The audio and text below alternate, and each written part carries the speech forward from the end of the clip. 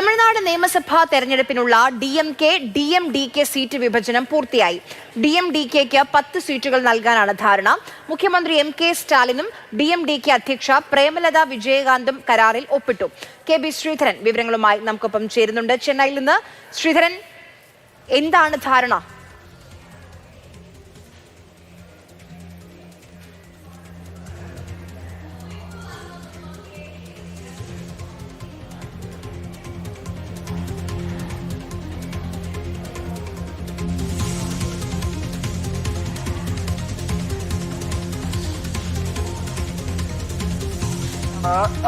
NDA സഖ്യത്തിൽ നിന്ന് DMK സഖ്യത്തിലേക്ക് എത്തിയത് 10 സീറ്റുകൾ DMDKക്ക് നൽകാനാണ് നിലവിൽ ധാരണയായിട്ടുള്ളത്. DMK സഖ്യത്തിലെ സീറ്റ് വിഭജനം ഏതാണ്ട് അവസാന ഘട്ടത്തിലേക്ക് എത്തിയിരിക്കുകയാണ്.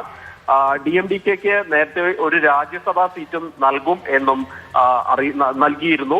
ഏതായാലും പ്രേമലത വിജയകാന്തും MK സ്റ്റാലിനും തമ്മിൽ ഇത് സംബന്ധിച്ച കരാറിൽ ഒപ്പിടുകയും ചെയ്തിട്ടുണ്ട്.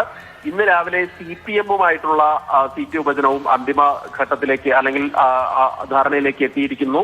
5 സീറ്റുകളിലാണ് CPM മത്സരിക്കുക. CPIക്കും 5 സീറ്റുകളാണ് നേരത്തെ നൽകിയിരുന്നത്.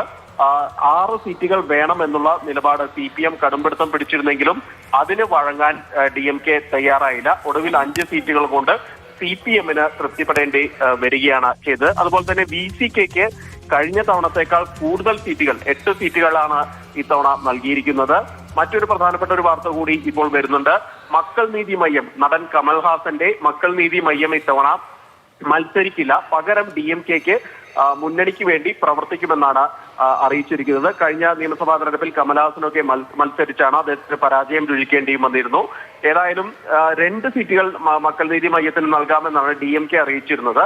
അത് പക്ഷേ DMKയുടെ ചിഹ്നമായിട്ടുള്ള ഉദയസൂര്യനിൽ മത്സരിക്കണമെന്നുള്ള ഒരു ആവശ്യം കൂടി, നിബന്ധന കൂടി വെച്ചിരുന്നു. ഇതിനെ മക്കൾ നീതി മയ്യം എതിർക്കുകയും ചെയ്തിരുന്നു. ഏതായാലും ഒടുവിൽ ഇതിൽ ധാരണയാവാത്തതിനെ തുടർന്നാണ് തങ്ങൾ മത്സരിക്കാനില്ല, ആ സീറ്റിൽ DMK തന്നെ മത്സരിക്കട്ടെ, മുന്നണിയുടെ വിജയത്തിനായി ഞങ്ങൾ പ്രവർത്തിക്കാം എന്നുള്ള ഒരു കാര്യം മക്കൾ നീതി മയ്യം അറിയിക്കുന്നത്.